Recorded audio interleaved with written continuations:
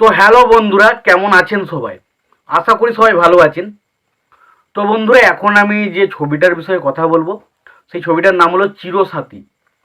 তো হিরণকে আমরা শুধুমাত্র আন্ডারস্ট্যান্ড করে গেছি যে হিরণ একজন ভালো অভিনেতা নয়।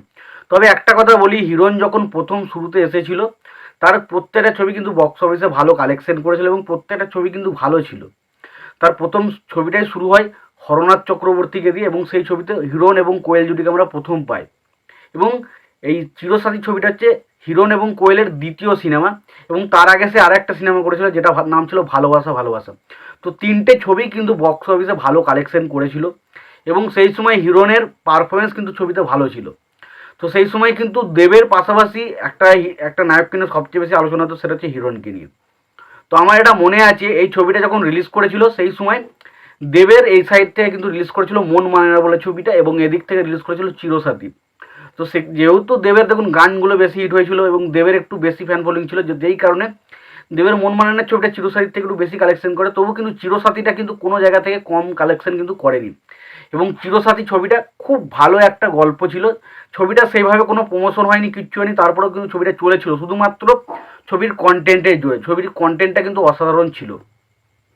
তো এই ছবির পরিচালনা করেছিলেন হরনাথ চক্রবর্তী, যেটা এই হরনাথ চক্রবর্তীর কাজ দিয়ে কিন্তু হিরণ প্রথম ডেবিউ ফিল্ম করেছিল, যেটার নাম হচ্ছে নবাব নন্দিনী এবং সেটা বিরাট সাকসেসফুল ছিল। এবং পরবর্তী সময় সে ভালোবাসা ভালোবাসা করে এবং পরবর্তী সময় আমরা চিরসাথী ছবিটা পাই। তো চিরসাথী ছবির অনেক কিছু জিনিস ছিল যেগুলো আমার খুব ভালো লেগেছিল, তো সেগুলো নিয়ে আলোচনা করবো। তো আশা করবো ভিডিওটা খুবই ইন্টারেস্টিং হবে, ভিডিওটাকে আপনারা শেষ পর্যন্ত দেখবেন। আর চ্যানেলটা নতুন হয়ে থাকলে অবশ্যই চ্যানেলটি সাবস্ক্রাইব করে নিয়ে পাশে বেল আইকনটা অবশ্যই প্রেস করে দেবেন। তো ছোট্ট করে যদি গল্পটা বলি, তো প্রথমে আমরা দেখতে পাই যে একটা কলেজ থেকে একটা বাস ছাড়া হচ্ছে যে বেড়াতে যাওয়ার জন্য, এবং সেখানে হিরণ এবং তার পাশাপাশি কোয়েল সহ সবাই বেড়াতে যায় এবং সেখানে বেড়াতে গিয়ে হিরণের সাথে কোয়েলের ভালোবাসা হয় এবং পরবর্তী সময় দেখা যায় যে কোয়েলের কিন্তু আবার বিয়ে ঠিক হয়ে যায়। সেই পরিস্থিতিতে হিরণ কী করে সেটাই জানার জন্যই সিনেমাটা দেখতে হবে। তো সিনেমাটার গল্পটা খুব ভালো ছিল, গল্পের কনসেপ্টটা খুব দারুণ ছিল এবং স্পেশালি এই কথাটা বলতে হবে, হিরণ এবং কোয়েল জুটিটাকে অসাধারণ লেগেছিল। এবং এই প্রথম আমার সিনেমার সব থেকে যেটা পজিটিভ লেগেছে সেটা হচ্ছে ছবির গানগুলো। একটা চুমু দেওয়ার মতো গান, অসাধারণ গান ছিল, প্রত্যেকটা গান জাস্ট অসাধারণ। কি বলবো, অসাধারণ। একটা গান রয়েছে স্বপ্ন বলে, কত স্বপ্ন দেখে নয়ন, কত স্বপ্ন দেখে মন, স্বপ্নেরই ভাষা সে তো ভালোবাসা। বা ধরুন, এ নীল ধ্রুব তারা, এ স্বপ্ন দি সাহারা, রাত জেগে লেখা কবিতা। বা যে গানটা এমনি একটা সং হিসাবে বাড়িতে একটা ছেলেকে যে ছিল রাজার কুমার দুনিয়া থেকে, অসাধারণ প্রত্যেকটা গান এত সুন্দরভাবে গাওয়া হয়েছিল না, যেটা পুরো হৃদয়ে এসে লাগে।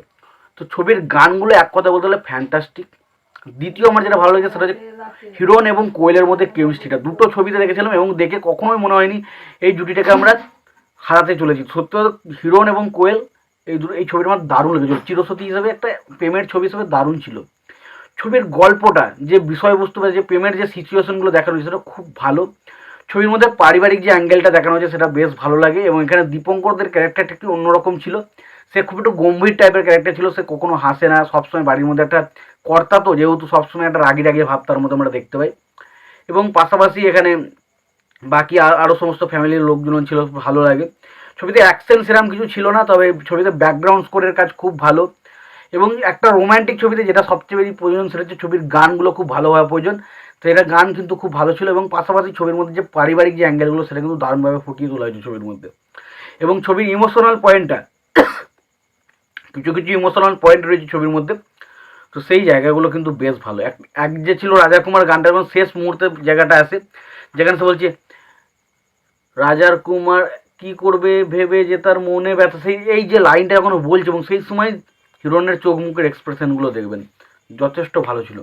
তো হিরণ কিন্তু কখনোই কিন্তু এরকম একটা খাজা নায়ক ছিল না যে একদম হারিয়ে যাবে, বাট তার ভুলভাল স্ক্রিপ্ট চয়েস, ভুলভাল কারণে কিন্তু ছবি সে হারিয়ে গেছে। বাট সে সময় প্রথম দিকে যখন শুরু করেছিল তখন কিন্তু সে কিন্তু ভালো একটা জায়গায় ছিল। প্রথম দিকে কিন্তু দেখেন যারাই শুরু করেছে প্রত্যেকেই কিন্তু ভালো জায়গায় ছিল, সোহম থেকে শুরু করে হিরণ থেকে শুরু করে, কিন্তু আজকে আস্তে আস্তে তারা কিন্তু হারিয়ে গেছে। সোহমের ব্যাপারটা, সোহম আমার খুবই পছন্দের, সব থেকে পছন্দের হিরো ছিল, কারণ সোহমের প্রেম আমার অমানুষ এগুলো আমার অসাধারণ লাগে ছবিগুলো।